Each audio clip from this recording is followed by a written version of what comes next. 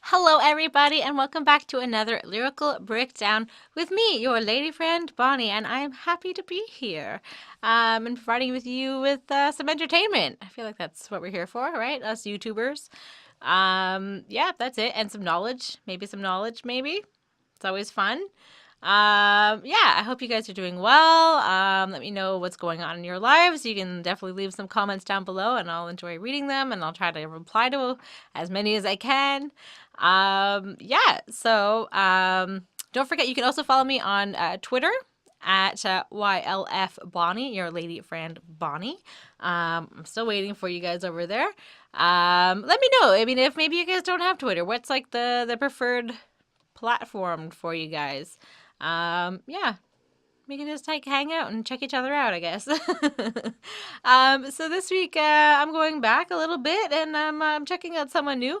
Coincidentally, he is also featured on the upcoming Classic Quest album that we're doing, which was no relation there, just a coincidence there because I was looking through the request list that I've tallied up. So if you guys have any requests that you want me to do in another lyrical breakdown in the future, definitely leave it down below. I do make a list of all the songs that you guys have left. Yeah, and I just kind of like, every week, I don't know half of these songs that you guys leave me, at least more than half probably. Yeah, so I just kind of like look them up, like I get like a feel for them, and like if I get inspiration one week, then that's the one I'm gonna do, and that's kind of how it worked out this week. I mean, that's also how I kind of like pick and choose songs that I kind of do that are not your request as well. So, yep. Anyways, so this is, like I said, a request video. And it's Nobody Believes Me by Styles P, featuring Chic, Cross, and J Hood, who is basically the Locks, I believe. Yeah, I'm pretty sure that's who it makes up of, or maybe I'm wrong. I'm not sure. Yeah, so this came out on his album Gangster and a Gentleman from July 9th, 2002. It's not a terribly long song. It's only 3 minutes and 49 seconds. And yeah, let's give it a listen. Case daddy, and I'm trying to take it easy cause I gotta move this weight, daddy. So, I really enjoyed that it starts off with like piano. I really like I've always loved the sound of piano. So, maybe that's like what like drew me to this song when I was listening to it. So yeah, maybe that's I can't play piano, but I do enjoy listening to it. Um, anyways, yeah, you should definitely check out this song. It's a good, quick little song. Okay, so today's narrator, the ghost. Ha ha ha ha. This is a true story, ladies and gentlemen. You might not believe it though, but fuck it. That's why I'm the ghost. I'm about to open up. So that's kind of like the intro. So this is a true story. The narrator is a ghost, so maybe he's, like the main character and has died, and this is him like, a long time from now, or like maybe he was a ghost and he was witnessing what was going on, or you're not really sure what's going to happen, but he's about to tell you a true story. He's going to open up to you and tell you something that he saw and something that maybe he felt, and he's going to let you know what was going on. So, verse 1. Listen, one day I fell asleep and my knife woke me up. He said, your gun is in the closet flippin'. Talking about I get the most action. He about to soak me up. So I went to the closet, said, Hammer, what's wrong with you? You ain't busting me off. It's like I don't belong to you. I said, I just beat a case, Daddy. And I'm trying to take it easy because I gotta move this weight, Daddy. So, listen to him. That's kind of like what he's saying here, right? So one night he was asleep, and his knife woke him up because his gun was like basically like hollering and ranting, and basically like just kind of jealous of the knife, I guess, and he's like yelling about it. And then so basically like the main character here, he kind of gets out, goes to the closet where his gun is and asks the gun like, what's wrong? Like what's wrong with you? He complains that, he sounds like a heartbroken person. He doesn't feel loved. Just kind of whining, Yeah, maybe I make it sound like a guy whines. I don't know. Maybe. So yeah, and I'm guessing also oh, and hammer is a gun. I mean, that's kind of like what we see here, like that's the slang that's being used. I just beat a case, I'm guessing is in relation to maybe a law case, like maybe he was in trouble for something and he just got off, and maybe it was relating to the gun or the hammer. And that's kind of like why he's taking it easy and not like really using the gun too much now. Okay, so then the hammer said, "Man, listen, use the knife to." Sorry. Then the hammer said, "Man, listen, use the knife twice in a row. Tell me if the plan's switching. Because we used to get around together. We used to put blanks down together. Tell me if it's now or never." I said, "Hammer, take it easy, baby, because I got blanks to kill, and I would never do you greasy baby. All you gotta do is chill. All you gotta do is chill a while." And then the hammer said, "Cool, because you know that I feel you, Styles." So they had like a pretty like good relationship, I guess. Um, so and then the gun suggests to him that he kind of tries using the knife twice in a row. And he's kind of like, see how you won't come back for me. Like, it's not going to be like as efficient, and it's not going to get the job done necessarily. Because a gun can really kill. I mean, as much as a knife can kill you, a gun can probably kill you easier, faster, and I guess no blood on your hands. I don't know. Um, sometimes I guess I overthink things. I'm not sure. Um, so yeah, I mean as he's kind of saying, they used to go around together all the time. So I'm guessing that the character used to like carry the gun with him all the time. And they killed some guys, and kind of like if it's a now or never situation, like kind of like maybe like a life or death situation, like this is like when you come and grab the gun, like that's when you mean business is like it's now or never, right? And then this guy's like, whoa, like a little bit less pressure, Mr. Gun. Um, like the gun's not gonna like tell him what to do. And then also kind of like reassures him and says like, don't worry, like he's like devising a plan. He's gonna kill someone. He just has to like relax for a bit, and then he'll come back for the gun soon enough. And the gun is basically happy with that answer. And that's the end of verse 1. So then we have the hook, which is, I got a story to tell. My knife talked to me, but nobody believed me that my knife talked to me. I got a story to tell. My hammer talked to me, but nobody believed me that my hammer talked to me. I got a story to tell. My haze talked to me, but nobody believed me that my haze talked to me. I got a story to tell. My money talked to me, but nobody believed that my money talked to me. So like I said, the hammer is the gun. The haze is weed, like a smoke haze. Everything in his life that drives him and like motivates him is like criminal activity related and isn't, maybe the best things. And tells him like what to do. I guess it's sort of like a Jiminy Cricket, like from like Pinocchio, like kind of like the devil on your shoulder, like situation where it's like it's more like the conscience, like that's maybe like listening to him, and like maybe he doesn't have anybody else to talk to, and he just kind of talks to like his gun, like he's talking to like his gun like it's his best friend. So like maybe he's alone a lot, and like these are like the things that he knows about and he grew up knowing about, and is what leads him in his life and helps him make all the decisions that he's making, I guess. Yeah. So let's go to verse 2. My knife said to me, I hawk blanks down, bust arteries, and he get bright red for me. Knife you my blank, but leave me alone. I got to talk to my man Hayes to get in the zone. He said, Hayes, what the hell is up? He said, you know how we do.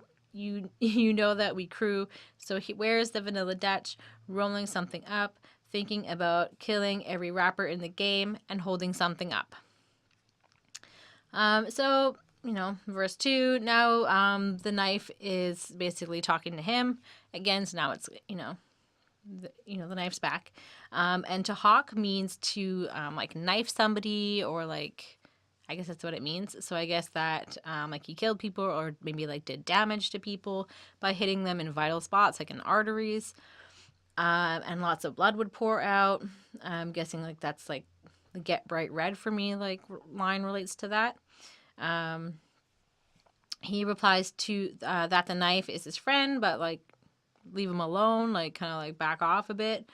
And he needs his weed, which is haze, and needs to get high. And Vanilla Dutch is like a blunt or a cigar. His crew is rolling up some weed, and then there's like a weed rolling sound in the background. I really like that. There's like a few places where like the sound effects in this song are really cool and well done, and like on point. Like they're pretty good. Um, and how hot shit they are, and they're destroying everyone, and holding something up basically. And I'm guessing that he's like robbing something. And my haze said to me, "You need to calm down with the rage come to when the rage come to you, for a grave or a cage or a gauge come to you, but you don't give a fuck. So just open up your book and let your page come to you.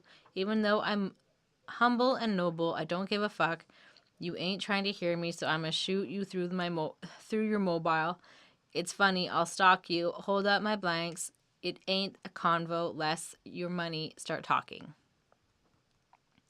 So basically, his weed said to him, "You need to relax." And like kind of like when you get angry, like you act rash and like immediate, and like you may not like think things through properly. So like hold up before you end up dead or in jail, or shot. And I'm guessing like I mean, shot and dead are basically the same thing. But hey, it's his weed talking, right? So it's not necessarily the clearest.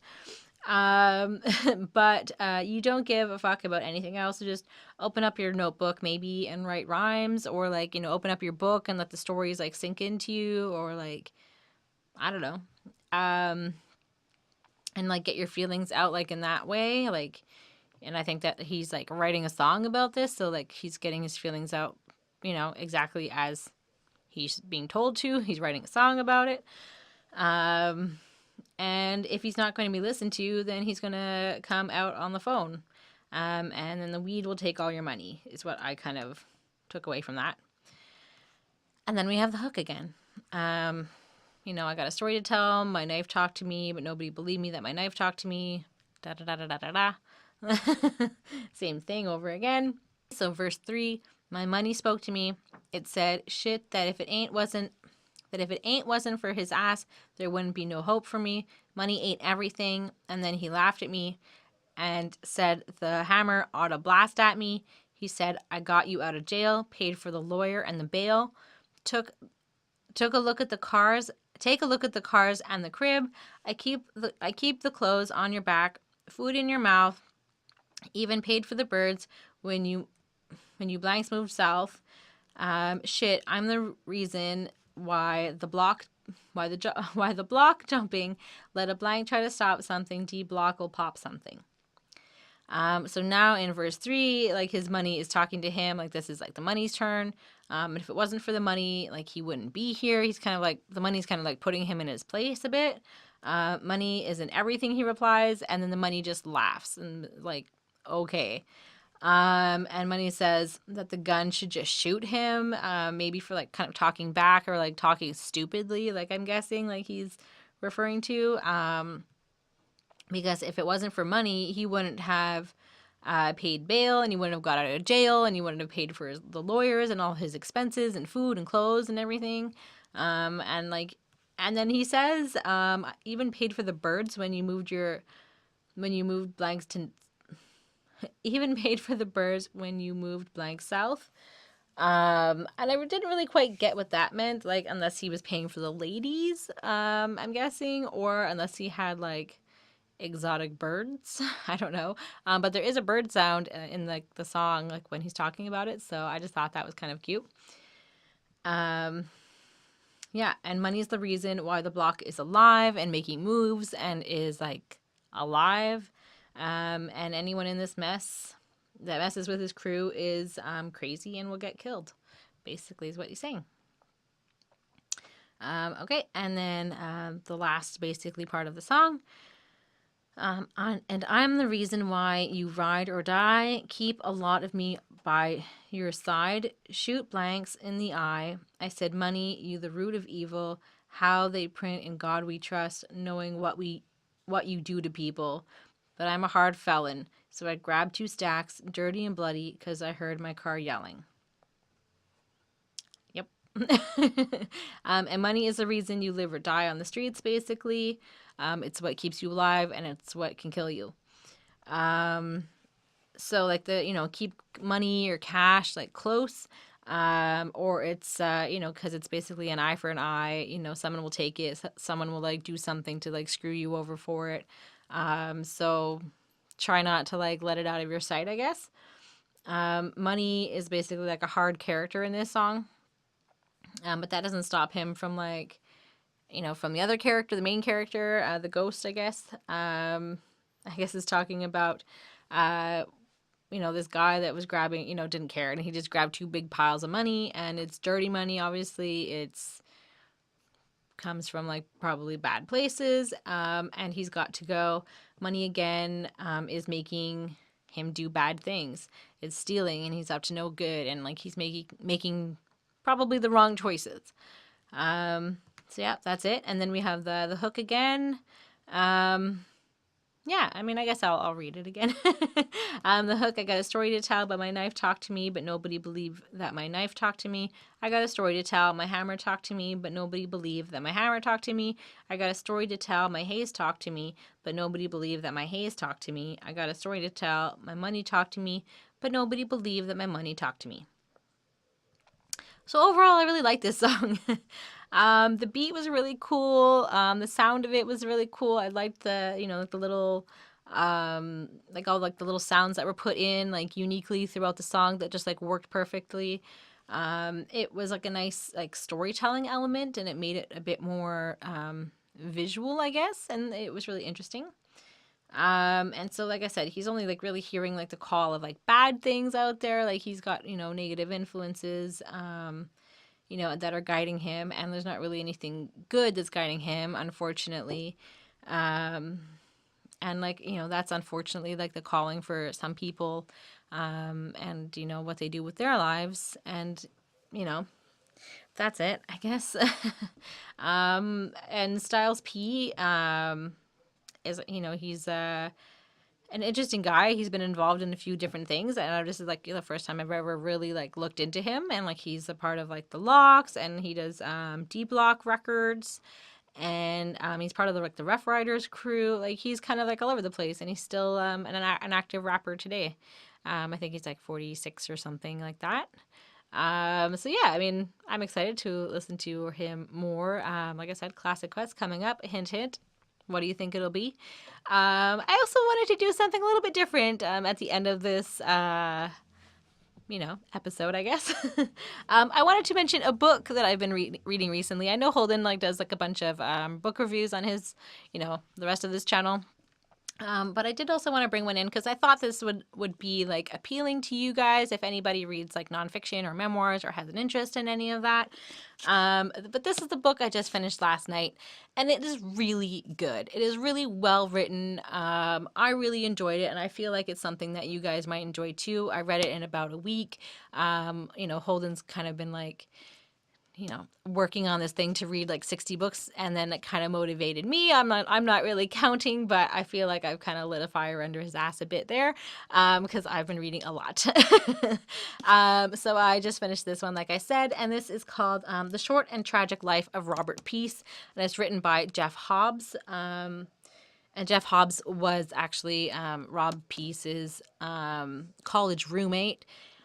So it's kind of really interesting hearing like the firsthand story of someone who was kind of an outsider looking in, but still knew the main character. It's nonfiction, so it's a true story.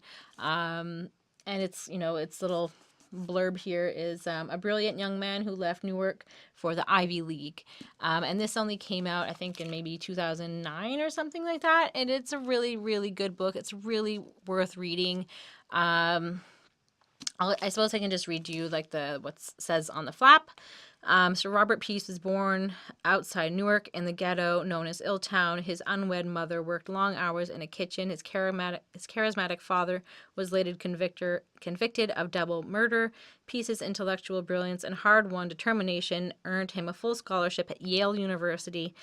At college, while majoring in molecular biophysics and biochemistry, he straddled the world of academia and the world of street, never revealing his full self in either place. Upon graduation from Yale, he went home to teach at the Catholic high school he had attended, slid into the drug trade, and was brutally murdered at age 30.